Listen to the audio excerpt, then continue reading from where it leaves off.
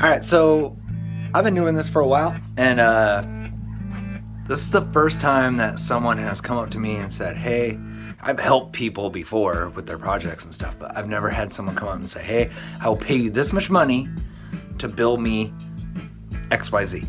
So, kind of excited. It's a first. So, my friend wants me to build him a corner shelf so he can mount some stereo stuff.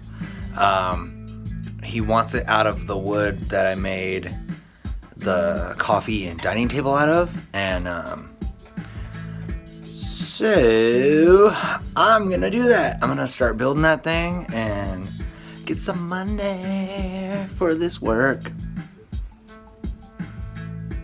That's it. That's my happy dance. That's all I got. What?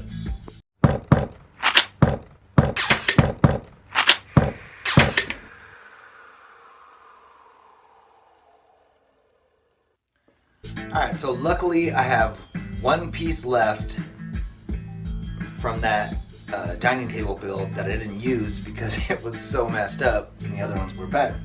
So, this thing is in horrible shape, and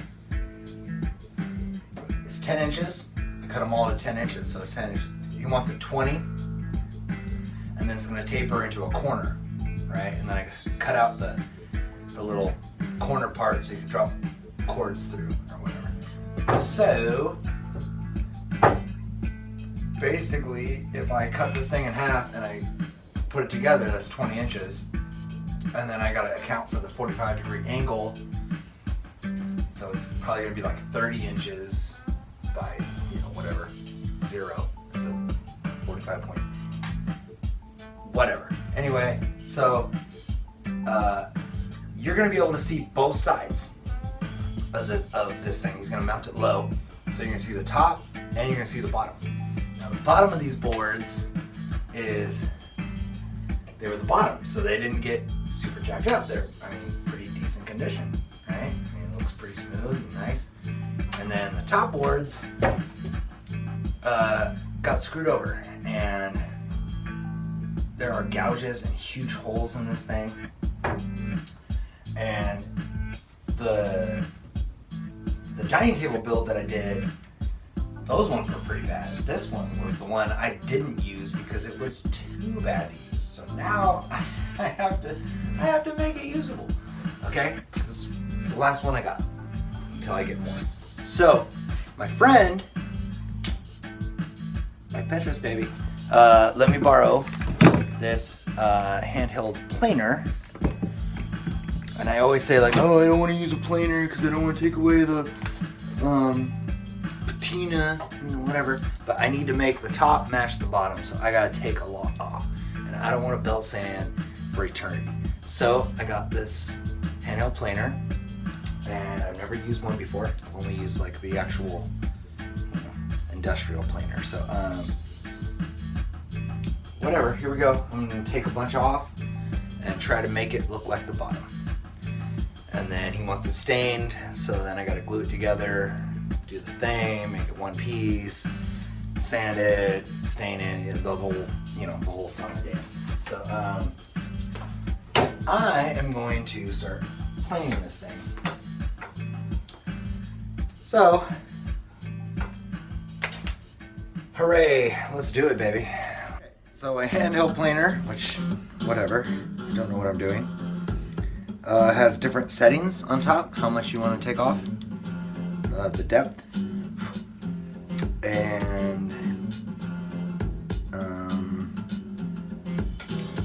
I'm gonna just go with a 16th because I know I want to take this thing down. So I don't want to max it out. I don't know how this thing works. Whatever, let's do it.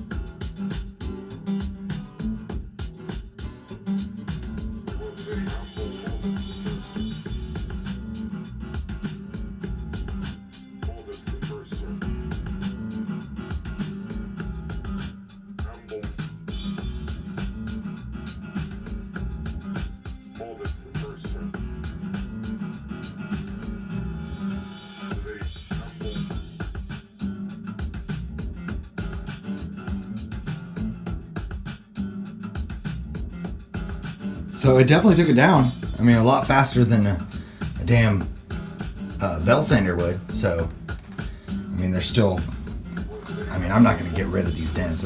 That's like so deep. I mean, there's no way I'm going to like sand it that deep. So I'll have to do some wood filler or whatever, but it's a lot closer, you know, to looking like that. Yeah. So I'll do a couple more passes. I'll really knock this thing down. Then I'll go back to my belt sanding and filling and all that good stuff. So yeah, I like it. Man, if I would have had that on my dining table build, it would have saved me some time. I mean, there's still gouges and stuff. It's not like it took away the patina. It definitely took away all the black, which I kind of need to do because the other side is so light. And once I stain it, you know, I would like it to kind of match in a way. So I'm gonna do more of this and I'll show you the process. Damn, I would highly recommend getting a handheld planer, man. Like, cut my time in half. I mean, belt sanding, spending money on the belts and everything, and just going over and over and over and over. I mean, it takes forever. This thing knocked it down. Knocked it down. Let me show you. I'm gonna show you. So that's the top. I know you saw the top before. Look at that. Look at that. Bottom. Pretty damn close. Little filler. And little bit of belt sanding. Look at all this. This is all the wood that I took off. It's like snow. That's more than a dusting, as they would say. I mean, that's, look at all that. That's just wood I took off. Man, I gotta get me one of those. So yeah, this thing is gonna go so quick. Love it. All right, I drilled out 3 pocket hole screws because this thing is gonna get cut into a V.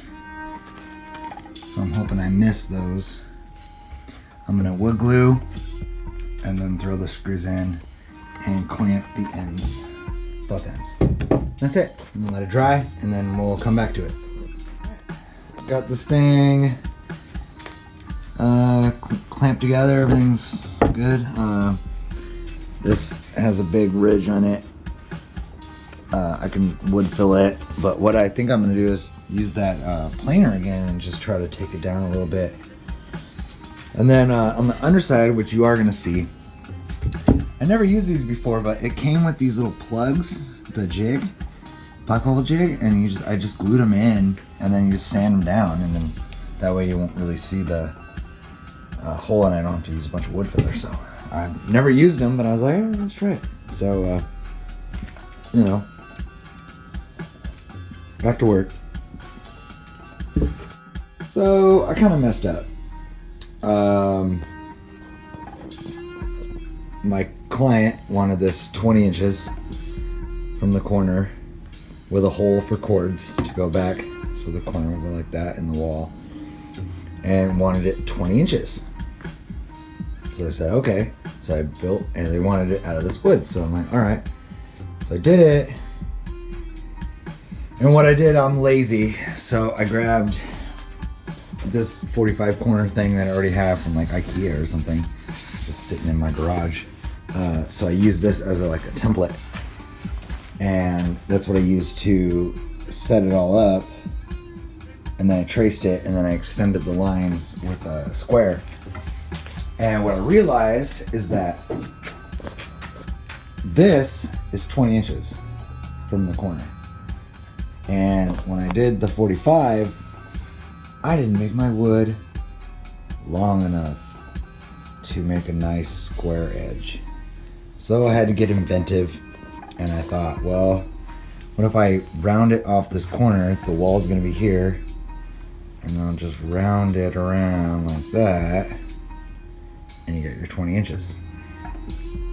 So you always got to adapt and overcome. To make the circle, I used a record, and I just placed it from where it was going to hit the corner, and then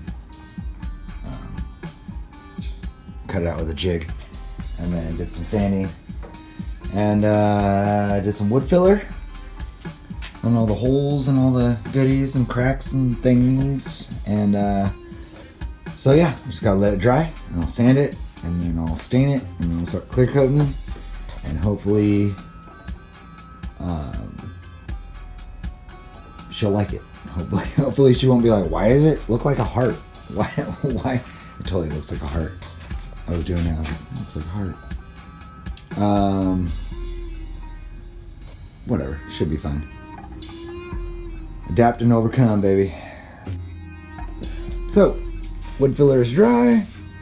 I'm gonna go ahead and use a palm sander and sand this whole thing with some 120 on it, and kind of get these edges, get this nice corner, you know, smooth it all nice out and stuff. And then once I'm done with the palm sander, I'll go over it again with 120 with my hand, because you can really get a feel for what's going on with your hand.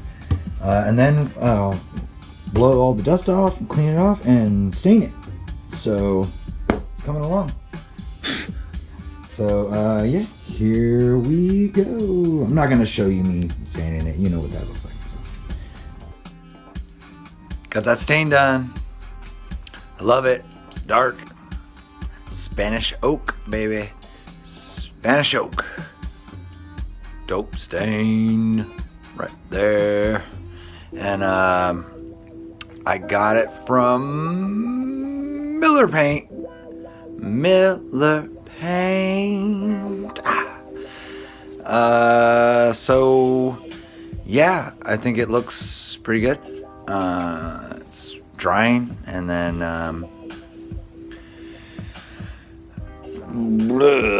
then I'll start clear coating it. So shelf, I hope my customer likes it.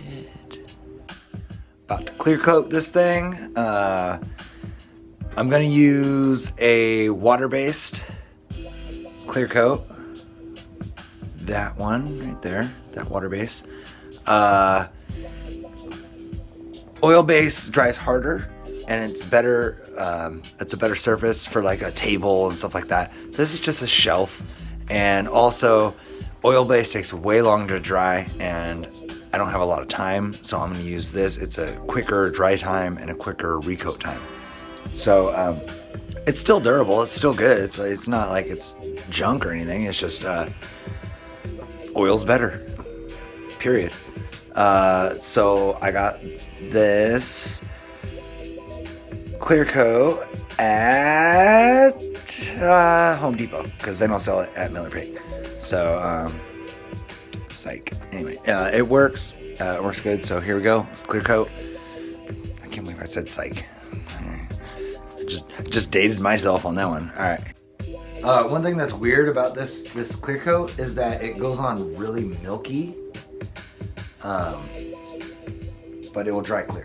So just one of those weird things, I guess. Helps you know where you're at.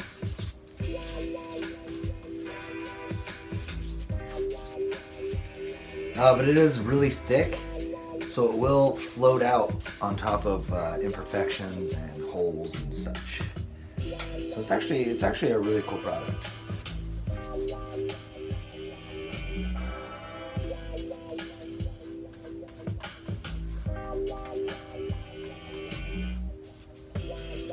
But if you put it on too thick, it will stay milky, like in a hole or something like that, and you'll have this weird kind of milky color.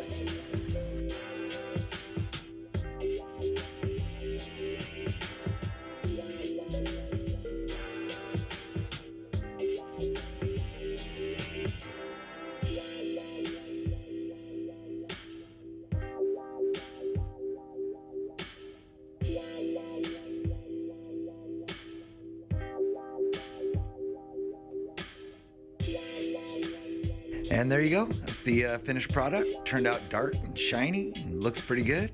I went ahead and made some brackets out of steel, painted them black so we could mount it up. And I think it turned out pretty good. And thank you for watching. Let's do it again, baby.